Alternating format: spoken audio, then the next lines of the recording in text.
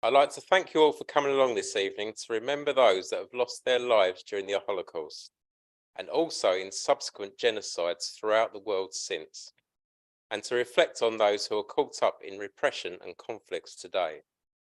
This is the first in-person Holocaust Memorial Day event we have had at East Herts since the pandemic. The last 2 years' events have taken place on Zoom. I'd like to welcome this evening Richard and Joyce, two Deputy Lieutenants of Hertfordshire, who we'll hear from later. The Vice Chairman of Hertfordshire County Council, Mark Mills Bishop. Barbara Fitzsimon, the Mayor of Welling and Hatfield. John Burney, the Mayor of Dacorum. Oh, sorry, I'm here somewhere. Yeah. There's so many people I can't see you.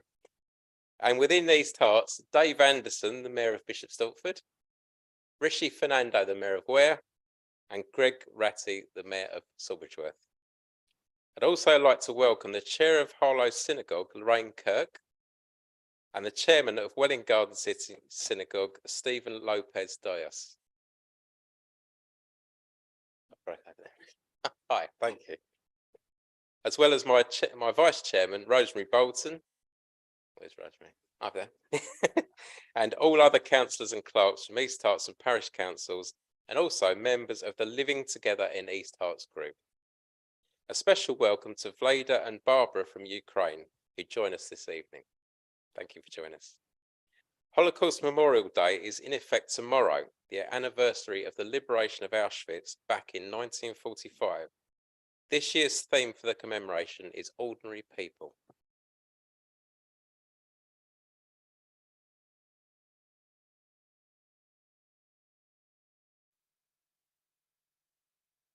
Thank you for joining us to commemorate Holocaust Memorial Day 2023. Holocaust Memorial Day Trust is the charity that helps everyone to learn more about the past, empathise with people today, and take action for a better future. The first patron of Holocaust Memorial Day Trust was Her Majesty Queen Elizabeth II, whose death has affected us all so profoundly. Today, we honour her support for Holocaust and genocide survivors who made Britain their home, and her commitment to remembering and learning from the Holocaust and other genocides around the world. Since the murder of 6 million Jewish people in the Holocaust, identity-based hostility and attacks have continued around the world. Genocide has taken place again and again, and today we commemorate the genocides in Cambodia, Rwanda, Bosnia, and Darfur. 2023 marks the 20th anniversary of the start of the genocide in Darfur. All are proud to support Holocaust Memorial Day 2023. I am joining you from St Benedict's Primary in Glasgow. We're joining you from Merthyr Tydfil Libraries for HMD 2023. Hello, I'm Kirsty Wark and I'm joining you from London. January the 27th is Holocaust Memorial Day, the International Day of Remembrance for those affected by the Holocaust, Nazi persecution of groups such as Roma, disabled people and gay people, and those affected by the genocides that followed in Cambodia, Rwanda, Bosnia and Darfur. The Holocaust is still part of living history, but only just. It is our privilege to share with you testimony from eyewitnesses to the tragedy that shocked the very foundations of civilization. The theme for Holocaust Memorial Day 2023 is Ordinary People. We're all ordinary people who've made the decision to spend time today learning about and commemorating those genocides. It was ordinary people in those places too, living ordinary lives, who were attacked not because of something they'd done, but simply because of who they were, because of their religion, their nationality, the colour of their skin, or the people that they loved. Ordinary people stood by, watching it happen, persuaded by the propaganda fed to them, or afraid to take action to try to help. Some ordinary people went to extraordinary measures to speak out or to try to rescue others. Other ordinary people were the attackers, the guards and soldiers, the politicians, the railway workers transporting people to their deaths. The Holocaust was the attempt by the Nazis and their collaborators to murder every Jew in Europe. From the time they assumed power in Germany in 1933, the Nazis used propaganda, persecution, and legislation to deny German Jews their human rights and freedoms. They used centuries of anti-Semitism as their foundation. With the outbreak of war in 1939, Germany invaded Poland, subjecting Polish Jews to violence and forced labor. Thousands of Jews were murdered in the first months of the occupation. The Nazis established ghettos, forcing Polish Jews to live in cramped areas with appalling living conditions. And they repeated this approach across Eastern Europe as they occupied other countries. In 1941, the systematic murder of Europe's Jews began.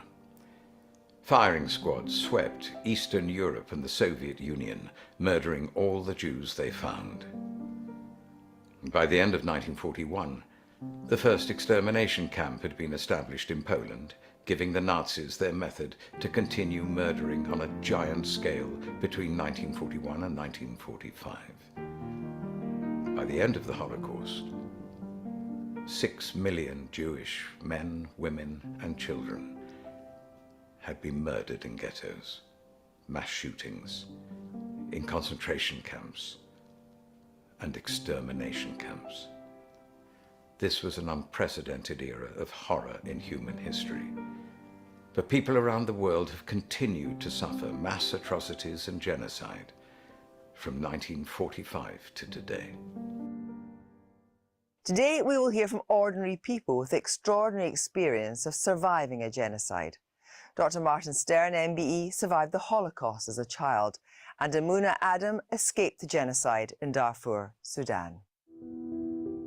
Well, my father was a Jew. He was born in Berlin in 1911. His dad, my granddad, owned a large business which manufactured and sold ladies' coats. And they sold them in the fashionable center of Berlin. It was a very successful business. They lived in a beautiful villa in an outlying district of Berlin overlooking a nice lake.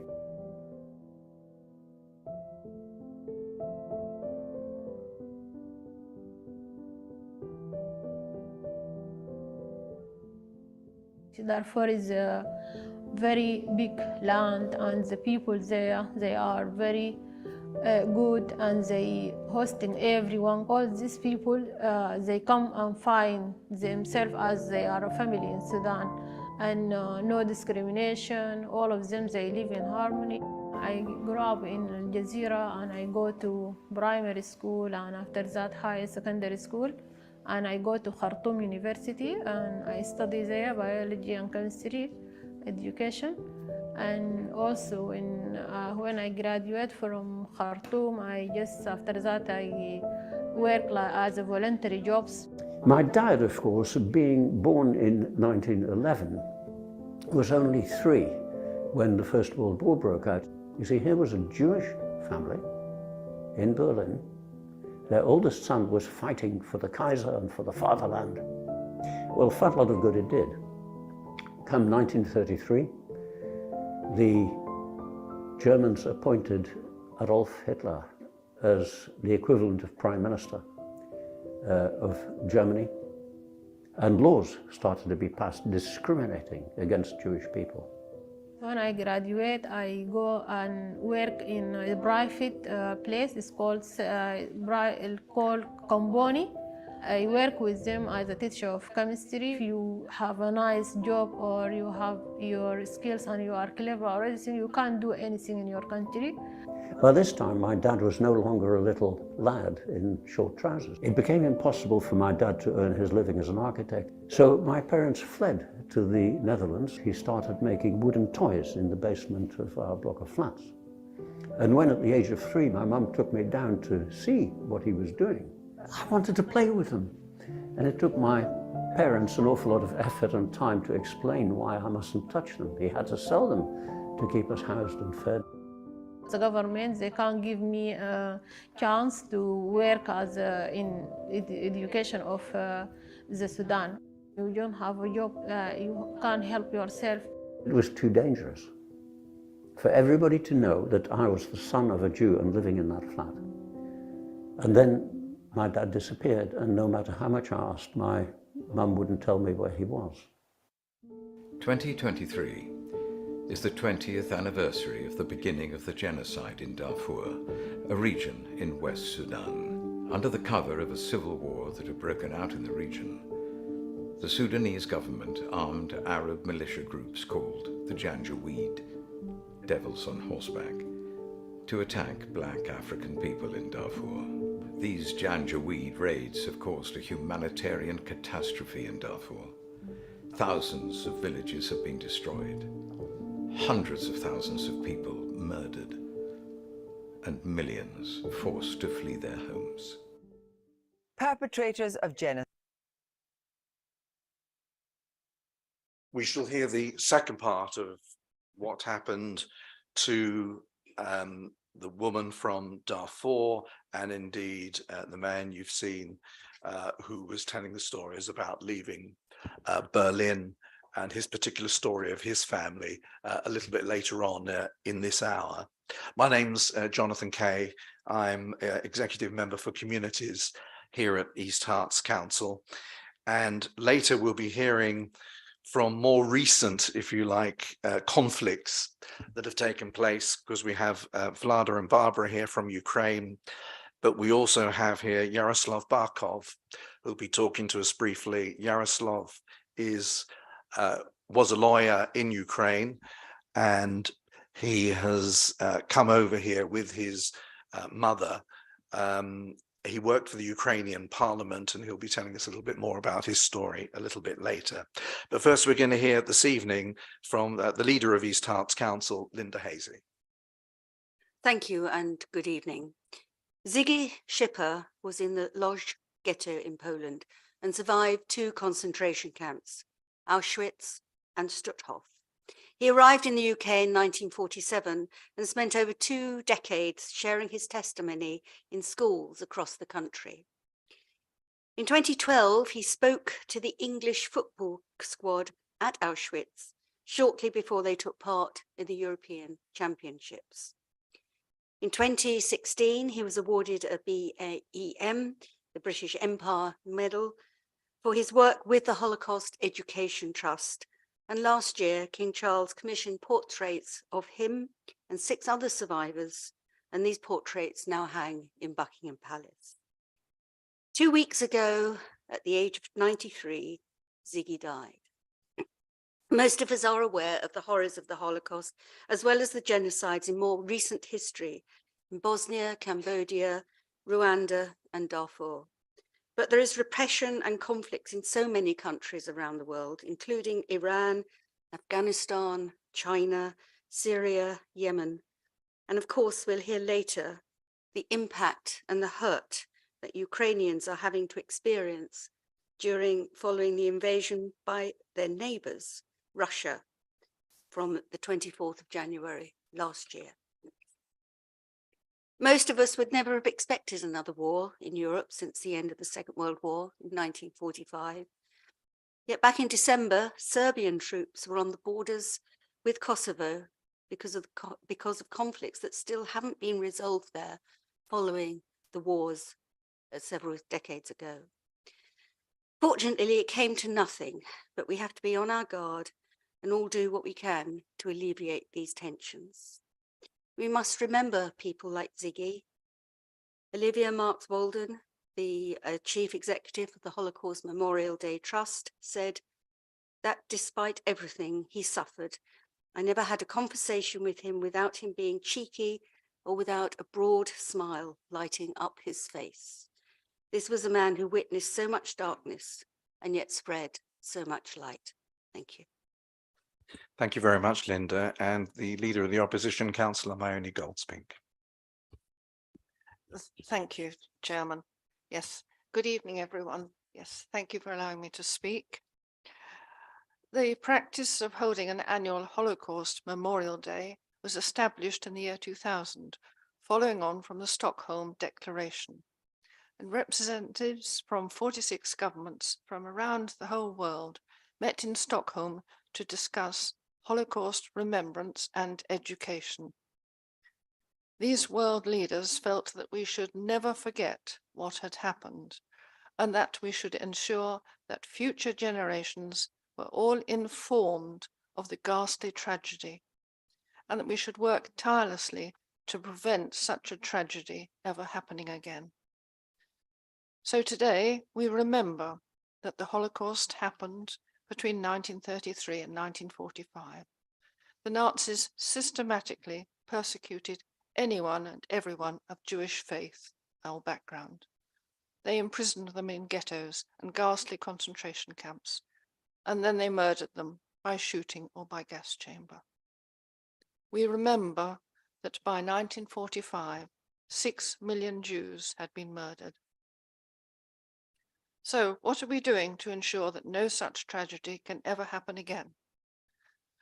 Firstly, we need to understand how genocide happens. It does not happen on its own, just out of the blue. It happens because ordinary people like you and me allow it to happen. We facilitate it. Ordinary people across the world are all involved. We may be bystanders, just watching or turning a blind eye or turning a deaf ear, and failing to stand up to prejudice or hate speech, failing to call it out. By these failings, we allow an atmosphere of prejudice and hate to be normalized. We may, as ordinary people, be perpetrators, either because of hate or prejudice, or because of fear or self-interest. We may be some of those who are persecuted through no fault of our own. Or we may be some of the brave rescuers who come to the aid of those who are persecuted. One way or another, we are all ordinary people and we are all involved. Most of us have choices as to how we behave. Bystanders, perpetrators, and rescuers all have choices. Those who are persecuted do not have any choice. I do hope that we will all have the courage to make the right choices, and that on this Holocaust Memorial Day, we will make a vow to speak out against hate and prejudice wherever we find it. Thank you very much indeed. Can I also mention that we do have people watching online on the East Herts District Council website. So welcome to those of you who have joined us online.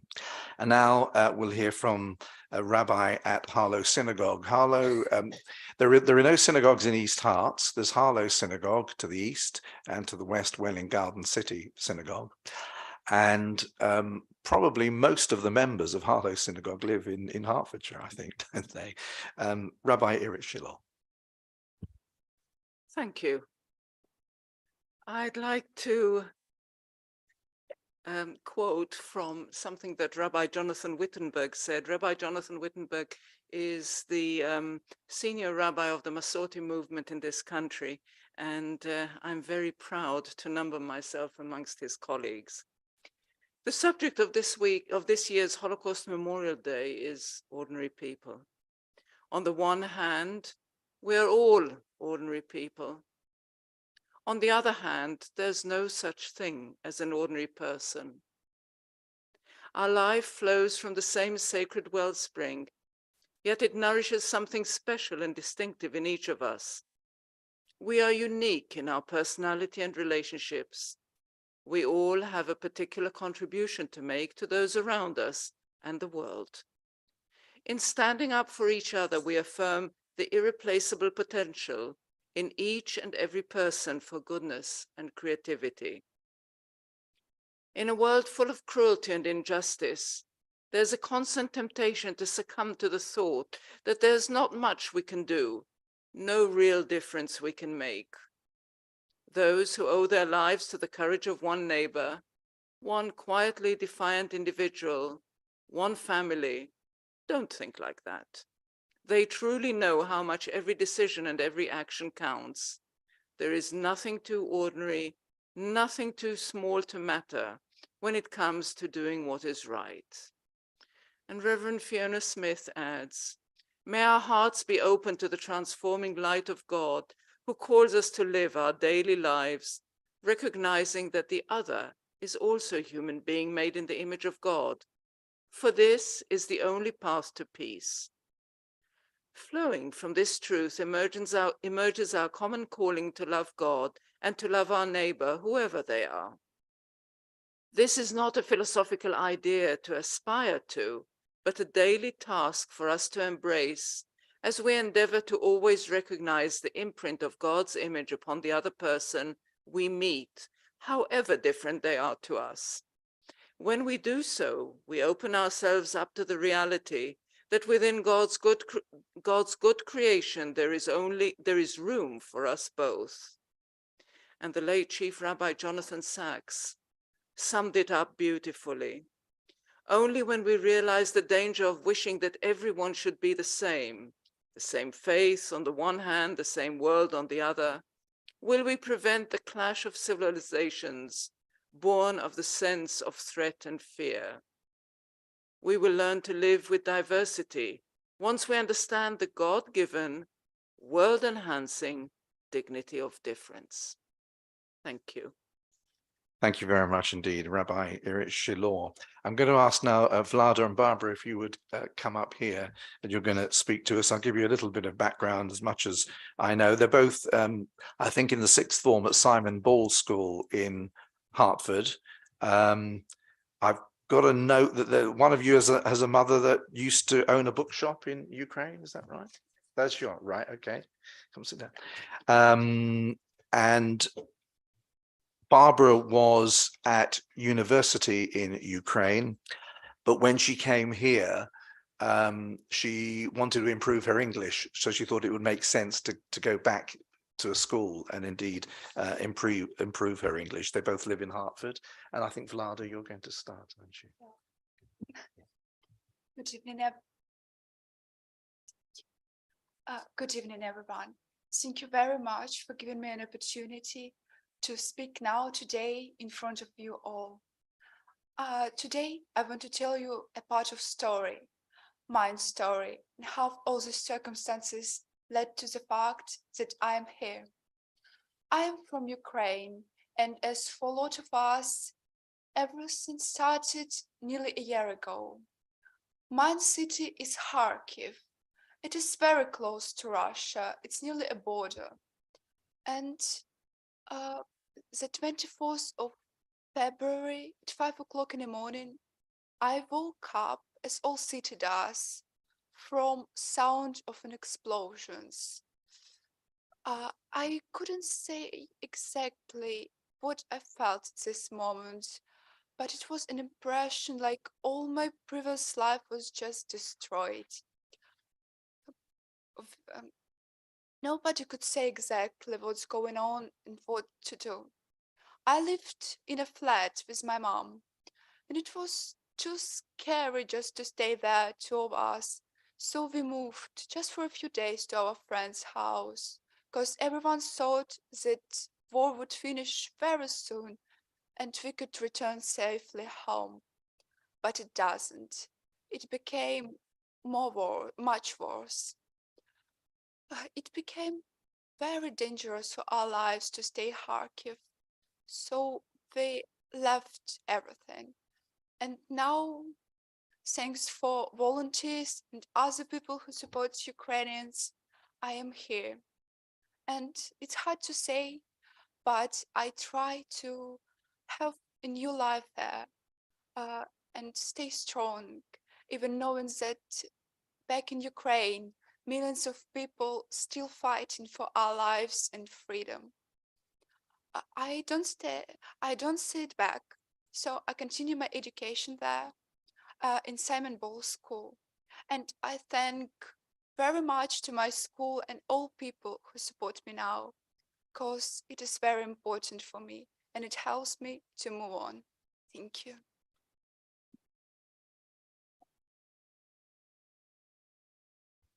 Thank you, Vlada. Barbara? Yeah, thank you to everyone who came today. This is an extremely important event that helps us not forget the horrors, the tragedies that should never have happened again. Unfortunately, it does. Now, in my country, in Ukraine, there is a full-scale war, which destroys not only the landscape or residential buildings, but also people's lives. Before this full-scale invasion of Russia into Ukraine, many people like me who studied, worked, had many plans for their future and opportunities, had their everyday problems, but they still enjoyed their life. Because back then, in that time, the new year had just begun. So all of us expected a good, happy, unusual year. The subsequent events were, of course, etched in our memory. My native city is Kharkiv. It is one of the first cities that began to be shelled. We were all confused when we woke up to the explosions, but even then, we seriously didn't believe that this was happening and that it would last for a long time. Because we believed that this is a relic of the past, that it is not something that should happen in the 21st century, when another country can start massively shelling our entire territory with impunity and non-stop. So my father, as the head of our family, decided that we should send me and my sister abroad. When we were leaving, there were a lot of cars and traffic jams. We could see already heavily destroyed buildings on the outskirts of the city, and the new reality still hadn't settled in our heads. Many questions swirled in: what to do next? Why is it happening? What the reasons? At such moments, you remember everyone, even people with whom you no longer have contact. And the banal question, how are you? How are you? Are you good? Are you okay? Acquires new meanings. Very soon after that, my mother told us that my father was joining an army. Now he's a tactical medic, giving lessons for soldiers how to survive, how to save their lives and lives of their comrades. I'm very proud of him. He is my hero, and I'm worrying about him because he never says that how he's in pain, how tired he is, what he saw, what he feel. And I know he's not all right at all, but every time when I speak about it, he said, well, I'm okay. Rather tell me, how are you? And I know that everyone who is currently defending Ukraine is a hero who should never be forgotten. Those are people who protect not only the territory or the state, but also the entire culture, language, people, and freedom. Ukrainians are fighting right now for their lives. The only thing that we must do is hope. Hope and faith are the pillars on which all our strength and all our lives now rest. This is the most important thing that we shouldn't lose. It's the thing that helps us to stay united and alive. And I'm hoping that this wouldn't last very long. I hope that some of criminals should be punished how they deserved. Thank you very much for sitting there. Thank you very much for attending there. I'm very glad that I have ability to speak there right now. Thank you for your support.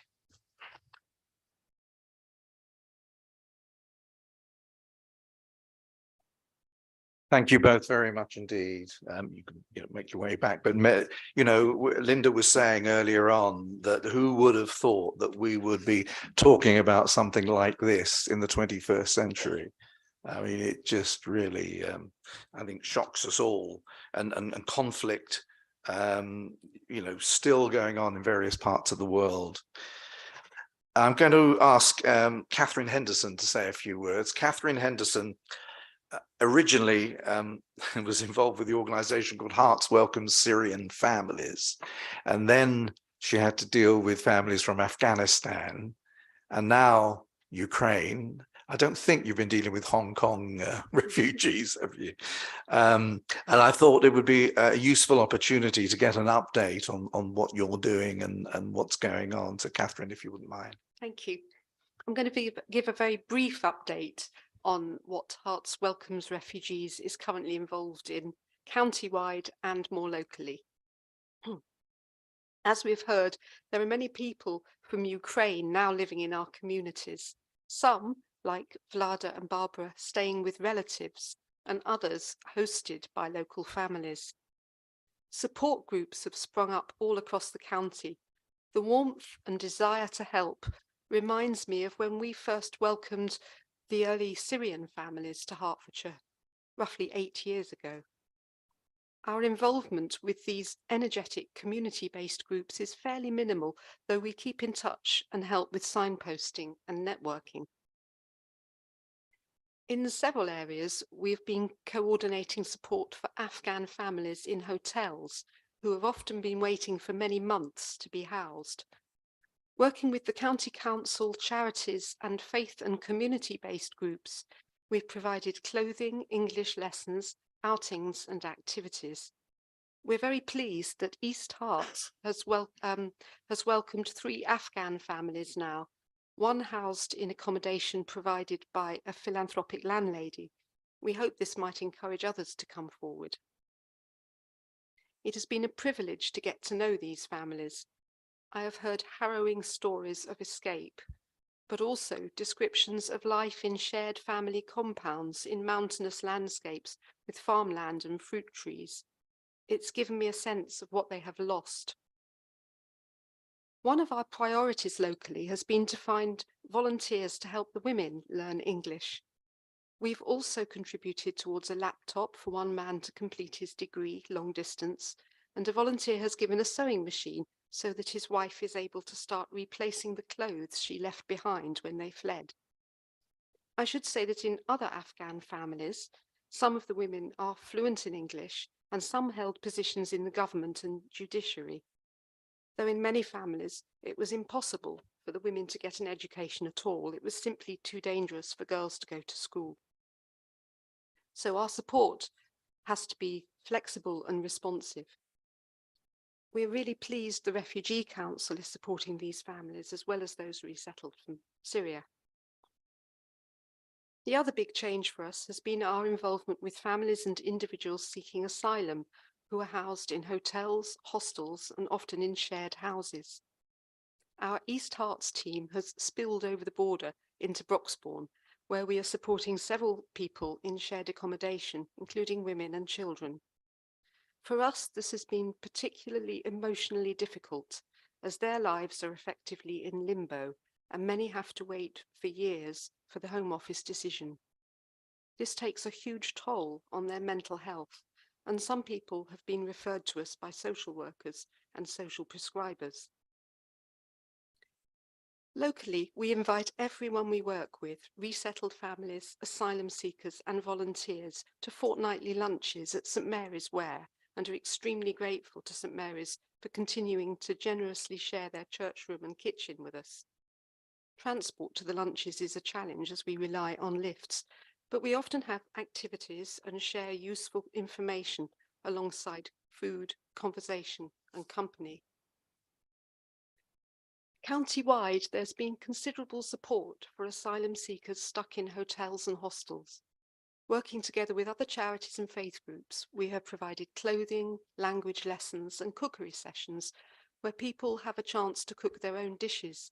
These have been tremendously popular, as the meals they are provided with are reheated microwave meals generally eaten perched on the edge of a bed. In the run-up to Christmas, volunteers, schools and faith groups put together 450 shoeboxes full of gifts for these families. Going into 2023, we now have 2 paid members of staff, an administrator and a volunteer coordinator, who recruits, supports and manages our 150 or so volunteers. We're currently recruiting for this post, so please let me know if you're interested or know anyone who might be. Thank you. Thank you very much indeed, Catherine. Can I ask Yaroslav Barkov? Yaroslav, you can come up here. Thank you very much indeed. Yaroslav is Ukrainian. He comes from the capital, Kyiv. He worked as a lawyer for 10 years. He worked in the Ukrainian parliament, I think for 2 years in the culture department. He left Ukraine with his mother. His mother has various disabilities and felt it was the most sensible thing to do as far as she was concerned. And perhaps you can tell us, Yaroslav, how it came about that you came to the UK and or how you decided on the UK. Yeah, thanks a lot. I really appreciate this opportunity and to speak with you. It was a really hard decision, and I think that in UK I can be more helpful and can do more for Ukraine. And also it was a decision about my family and my mother, because my father was a military doctor and he was died, and it was very hard first to go to the shelter every time with my mother and to help her to go to here. And also he had this bombing and it was awful.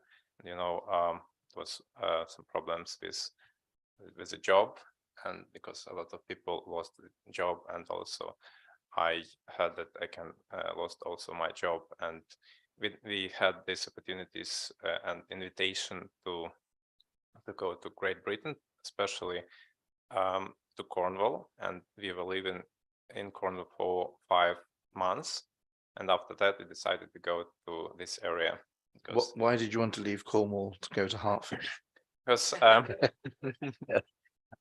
it's a very nice area, but I'm working with Ukrainian Association in Great Britain, and I'm a member of this organization, and also I decided to volunteer for some Ukrainian project in London, and I think I can be helpful here more, and also here is most opportunities, and maybe why I'm here, that I can be helpful for a Ukrainian community and also for council.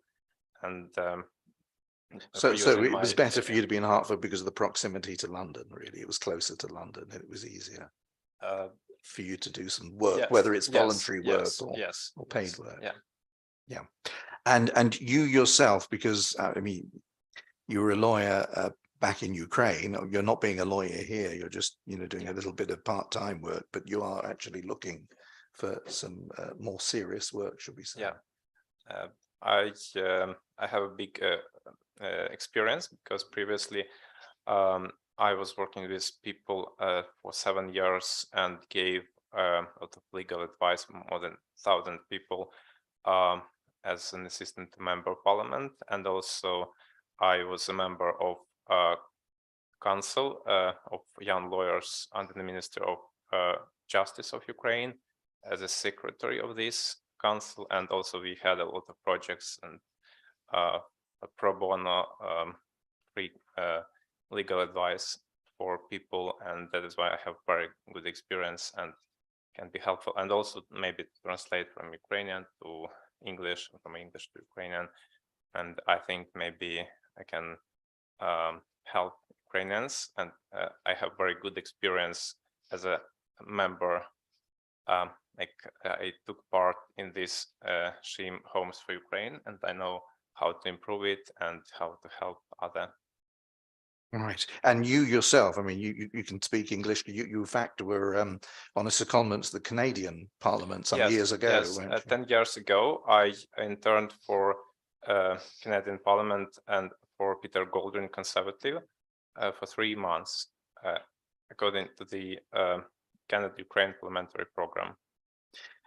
So for you and for people like Vlada and Barbara, I mean, you can understand English, you can speak English. What about your mother? How is she adjusting? She can't speak English. I help her to understand everything, and it's very hard for her.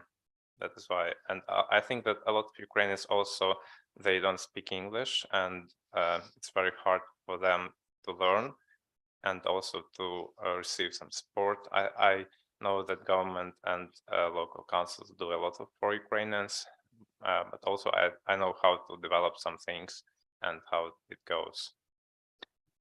So is there a social network of Ukrainians, especially for those whose English is not very good? Do they sort of meet up fairly regularly?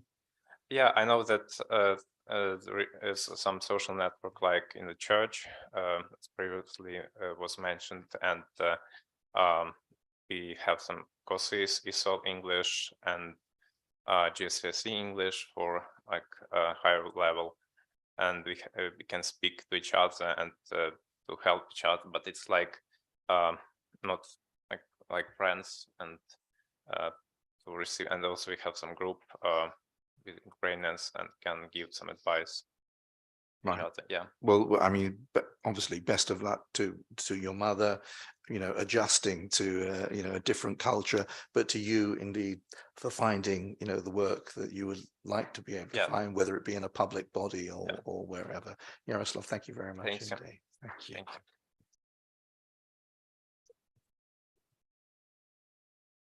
We're now going to go back to the video. You may remember Ordinary People, the theme for Holocaust Memorial Day this year.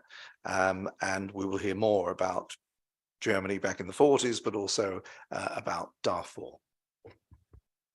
Genocides are ordinary people too, who create or take advantage of circumstances that allow them to abuse their power. Those obeying orders were ordinary people. Policemen involved in rounding up victims, secretaries typing the records of genocide, dentists and doctors carrying out selections. Ordinary people became neighbours wielding machetes in Rwanda, school teacher turned concentration camp guards in Bosnia, and ordinary people made decisions to ignore what was going on around them to be bystanders, to allow the genocide to continue. When I was 5 years old, I was at a little school in Amsterdam. It was 1944. It was Nazi-occupied Amsterdam. Two young men walked in, and one of them said, "Is Martin Stern here?" And the teacher answered, "No, he hasn't come in today." So I put my hand up. And as these two young men were leading me out of the back of that little hall, I looked around. And I'll never forget the ashen face of the teacher. My family also, they are suffering because the government targeting our tribe.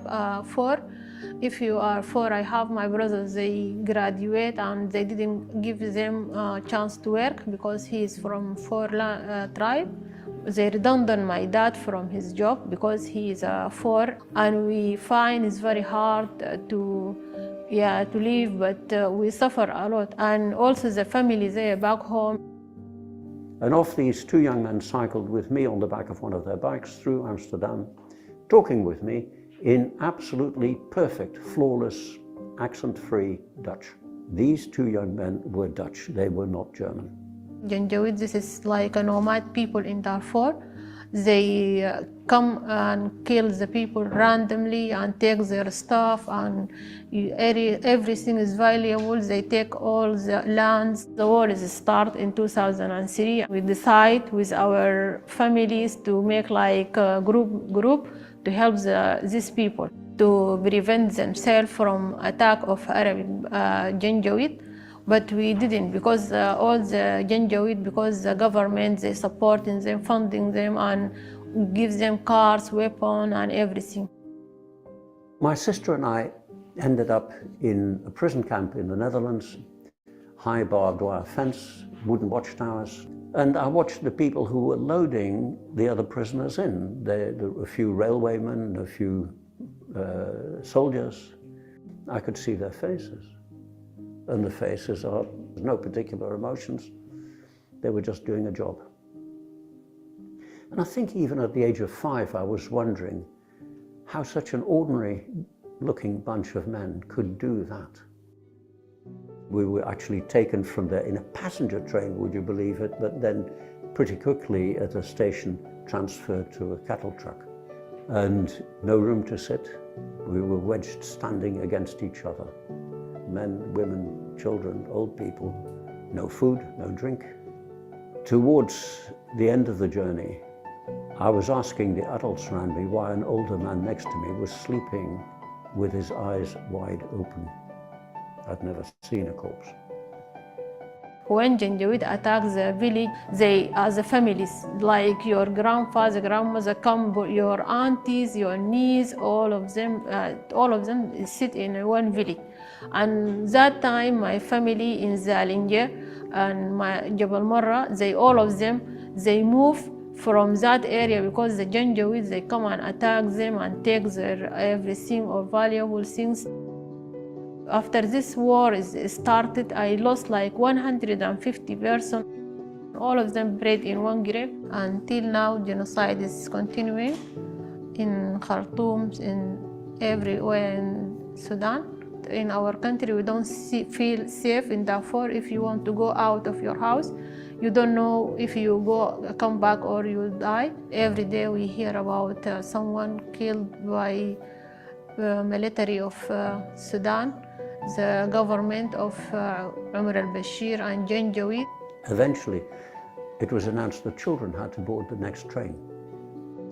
On the day of our arrival, we were taken from amongst the other children by a Dutch woman prisoner who wanted to look after some children. She decided she could not put us on that train without coming with us to her death. I can remember going with her and my by now 2-year-old baby sister in her arms to the children's dormitory, which was the assembly place. And it was crowded with children, and a man with a clipboard came in, read out names, those children followed. And gradually the dormitory emptied until the 3 of us were left. The train had left. That train went to Auschwitz. Last time I saw my family is 2009. I not feel safe for my family back home because the government or Janjaweed, they're targeting us from everywhere. The British government played a leading role in establishing Holocaust Memorial Day as an international day of commemoration in 2000, when 46 governments signed the Stockholm Declaration. Holocaust Memorial Day is supported by members of Parliament from all parties, coming together to acknowledge their shared commitment to learn and remember. We're delighted to be joined today by the Right Honourable Michael Gove MP, Secretary of State for Levelling Up, Housing and Communities. Holocaust Memorial Day gives us all an opportunity to reflect on the greatest crime in human history, the attempt systematically to eliminate the Jewish people. That crime could not have been committed without the active support of so many, and this year's Holocaust Memorial Day gives us an opportunity to reflect on the role of ordinary people. There were ordinary people, people like you and me, who were involved in, complicit in, the crimes of the Holocaust. The American historian Christopher Browning, in his book Ordinary Men, tells the story of those in a reserve police battalion from Hamburg, guys in their 30s and 40s, leading normal lives, who found themselves actively aiding, abetting, and executing the crime of the Holocaust in Eastern Europe. And there were other ordinary people who stood by and said nothing, even as these crimes were carried out. It's a reminder that all of us have a duty and responsibility to challenge racism and to speak out whenever we see prejudice. Because it was also ordinary people in Germany, in Poland, and elsewhere who did what they could to counter the crime of the Holocaust. And it's ordinary people now who are doing so much to ensure that Holocaust Memorial Day is a moment for us all to reflect. We make sure that that greatest crime in history never happens again. Around the world today, people are still being targeted because of who they are, in conflicts, government-sponsored atrocities, and as part of everyday society in countries all over the globe and right here in the UK. We will now hear from Chief Rabbi of the United Hebrew Congregations of the Commonwealth, Ephraim Mervis.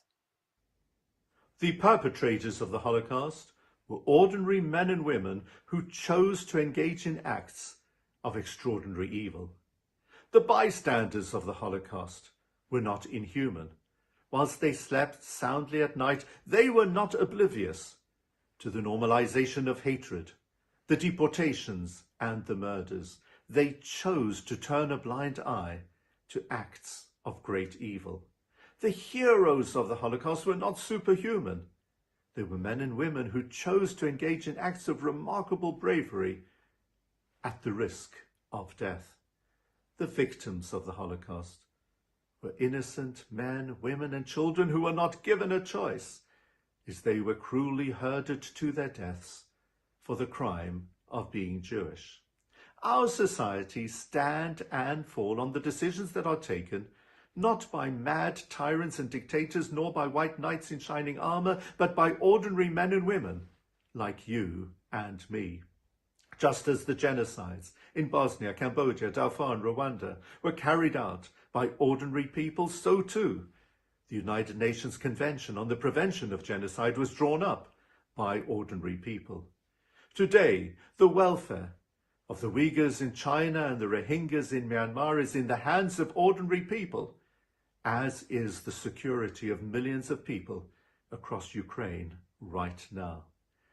Surely the time has come for ordinary men and women to guarantee that never again means never again. From all of us at the Holocaust Memorial Day Trust, thank you for joining us for Holocaust Memorial Day 2023. At 4 o'clock on Friday the 27th of January, we will light the darkness as dusk falls. Join people across the country to light candles and place them in the windows of homes, workplaces, schools and universities. These candles will honour the memory of the 6 million Jews murdered in the Holocaust, of other groups persecuted by the Nazis, and the victims of more recent genocides. They will shine a light of solidarity with people today who face hostility because of their identity. So wherever you're joining us from, please be part of this national endeavour to light the darkness. Thank you all for being part of Holocaust Memorial Day 2023. Sometimes in our lives we all have pain, we all have sorrow, but if we are wise, we know that there's always tomorrow. Please swallow your pride if by your faith you need to borrow. I'd ride up the road, I'll share your load. If you just call me, lean on me. When you're not strong, I'll be your friend. I'll help you carry on. You gotta feel on me. It won't be long till I'm gonna need somebody to lean on.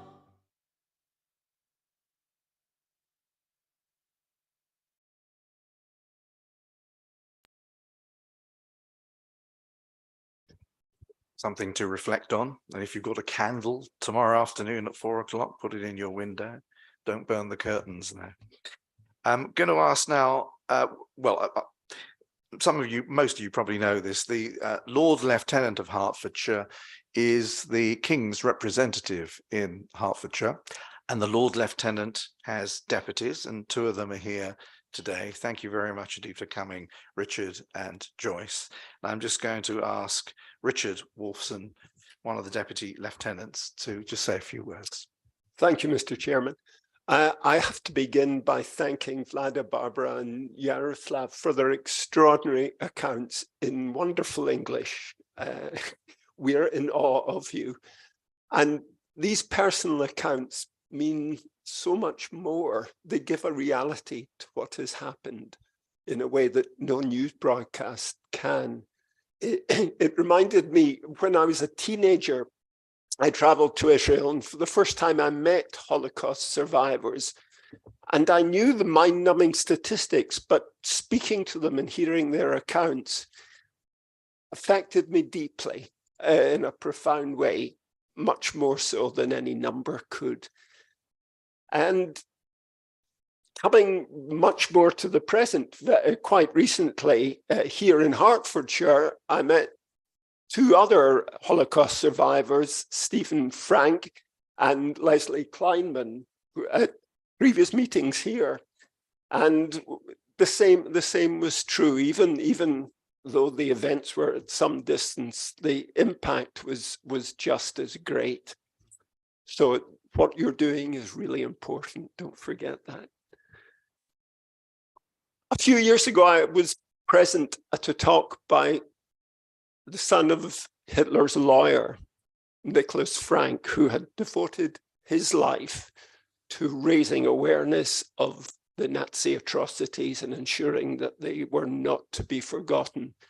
He also worked with Philip Sands to try and restore to Jewish families some of the possessions stolen by the Nazis. After the talk, I spoke to him and said, could these terrible events ever occur again?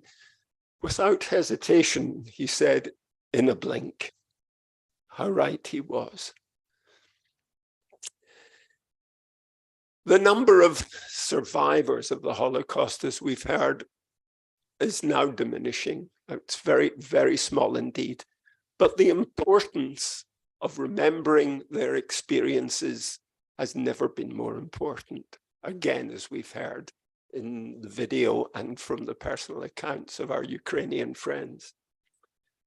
We owe it to all the victims never to forget the horror of their experiences, of what they have endured. And that's why your presence here tonight is so important. It's part of that process. It is perhaps the least we can do. It's what we owe them. And I thank you all for coming because of that. Thank you. Thank you very much indeed, Richard. I'm going to ask for some of you to come out and light one candle each. These six can represent the 6 million Jews that perished during the Holocaust, but also the other communities that are involved with Holocaust Memorial Day. We've heard about Sudan, but also Cambodia, Bosnia, Rwanda. But we've heard tonight about other conflicts that are going on within our own continent. And we perhaps should pause and reflect on that for a few minutes. So if I could ask, first of all, Mark Mills Bishop to come up, the Vice Chairman of Hertfordshire County Council, to light one of the candles.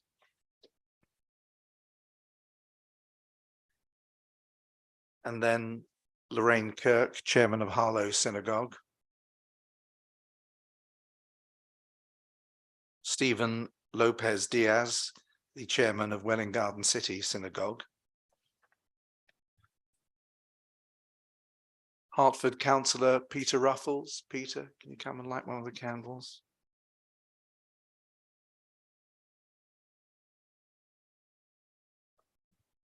From the Catholic Church in Ware, the Deacon Adrian Cullen. Adrian, if you wouldn't mind.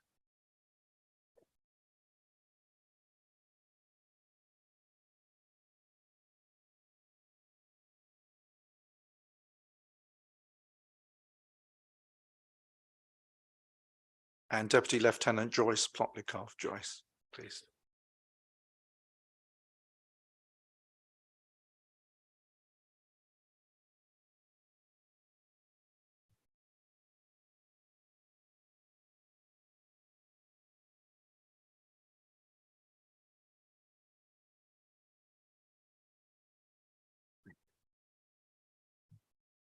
We're now going to hear, to conclude tonight's program, a song that is usually sung towards the end of virtually every synagogue service in the country on the Sabbath morning.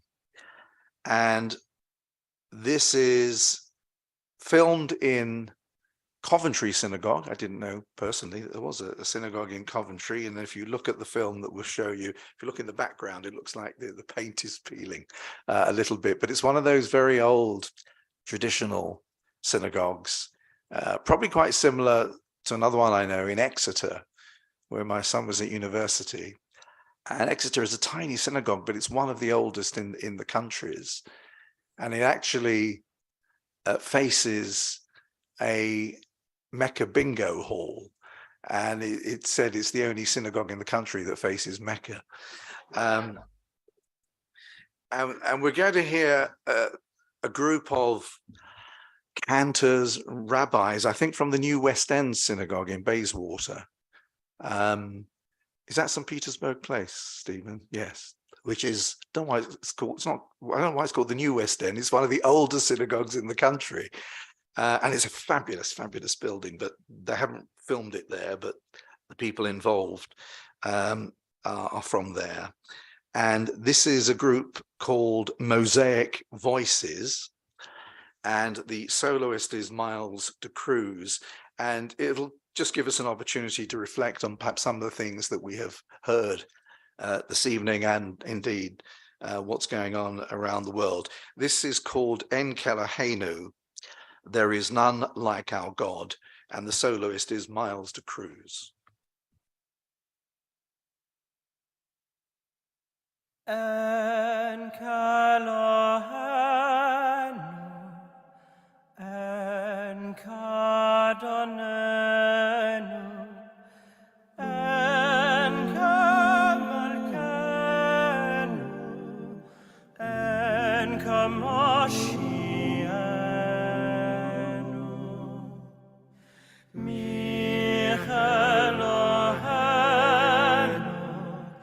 Michadonenu, Michemalkenu, Michemoshienu, Nodel Elohenu, Nodel Adonenu, Nodel Malkeinu, Nodel Moshienu,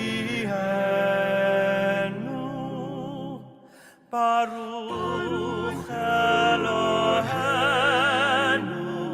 Baruch Adonenu, Baruch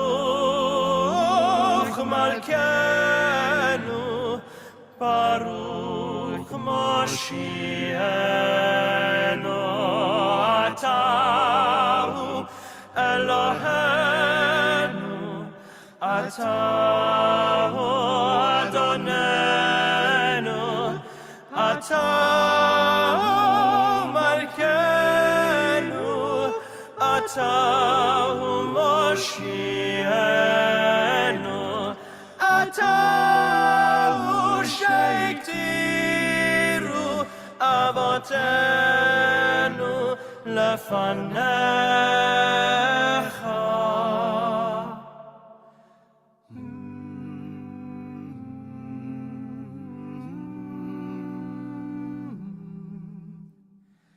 Et Ketoret